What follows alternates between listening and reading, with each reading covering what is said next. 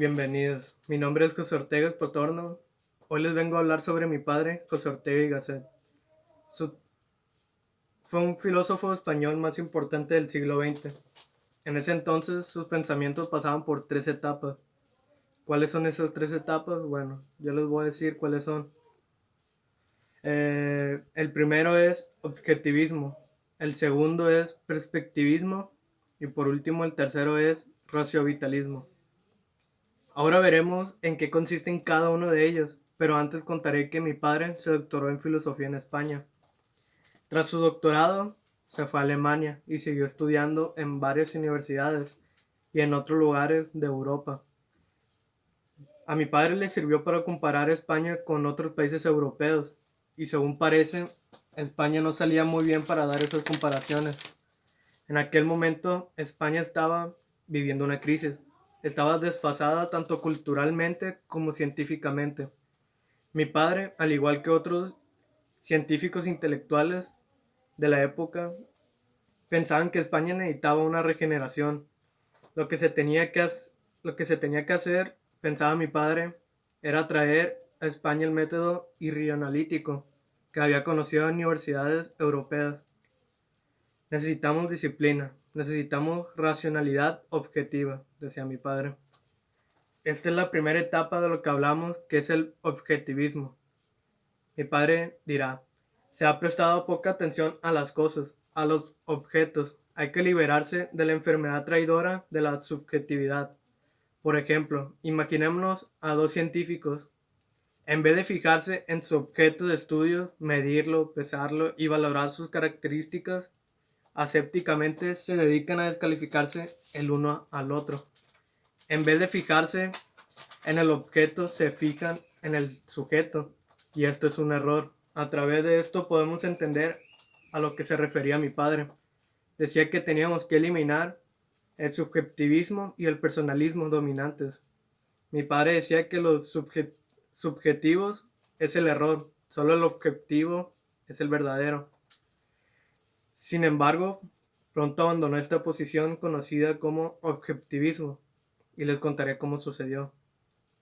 Mi padre no estudiaba solamente filosofía, sino que se interesaba por otras disciplinas como la biología. Conoció una obra de un biólogo importante de su época, cuyo nombre no sé pronunciar, pero es algo como School. Igual les enseño cómo se escribe. Bueno, el trabajo de este biólogo influyó muchísimo a mi padre. ¿Qué puede haber descubierto este biólogo que sea tan revelador como para romperle los esquemas a mi padre?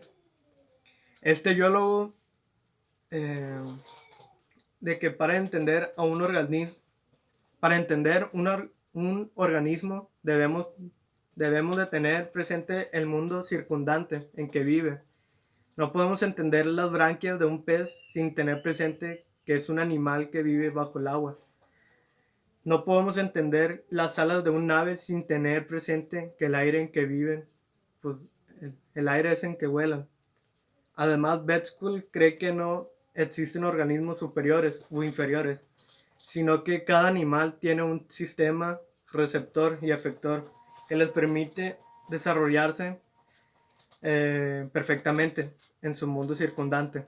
Nosotros podríamos pensar, las garrapatas no son seres inferiores, ya que no son tan complejas como otros animales.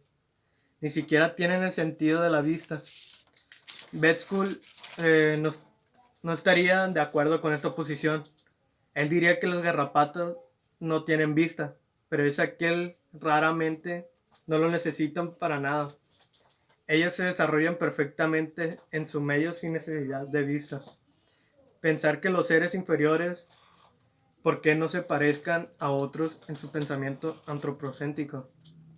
Además, el mundo no es percibido de forma idéntica y homogénea por todos los animales. Cada animal les trae del mundo que lo rodea una información diferente en función de sus intereses y necesidades.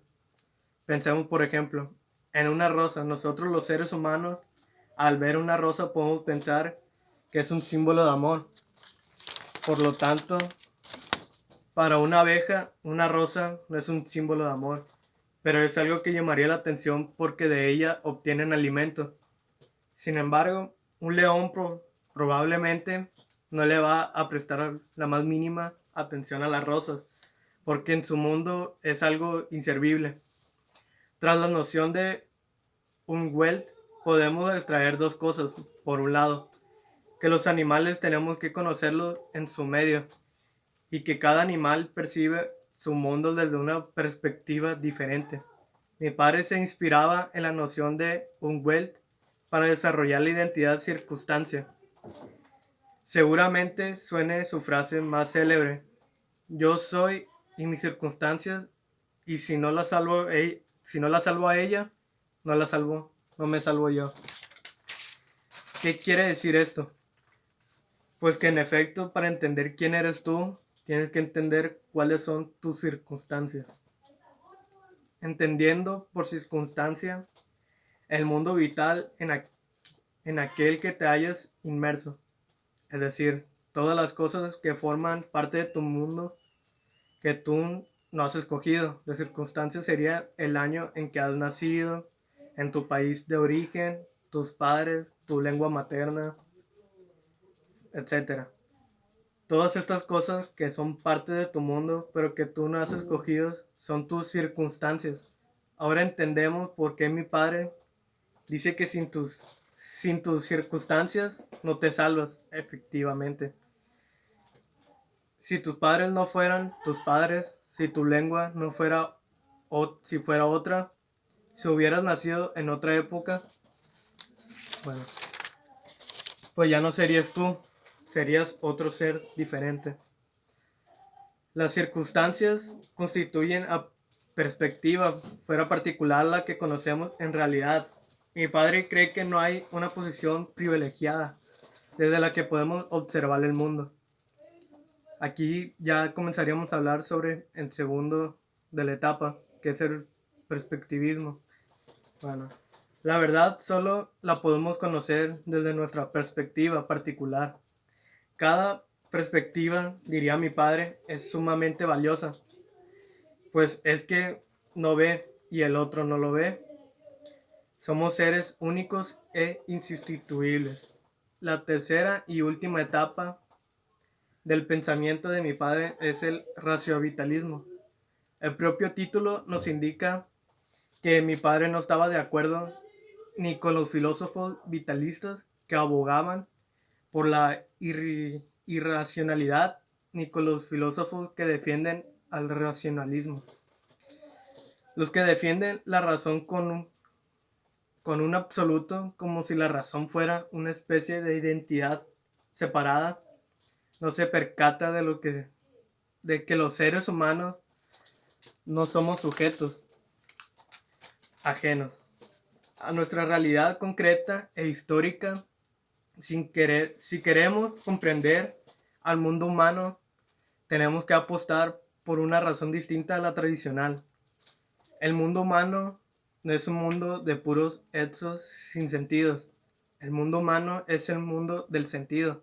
Los seres humanos tenemos valores, artes, política, costumbres. Algunos tienen ideas magníficas o religiosas. En definitiva, aspectos que se escapan a una razón física matemática. Con la razón construimos descripciones de la realidad, nos permiten orientarnos en la existencia.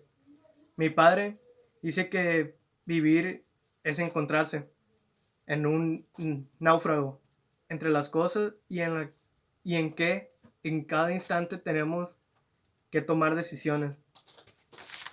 Bueno,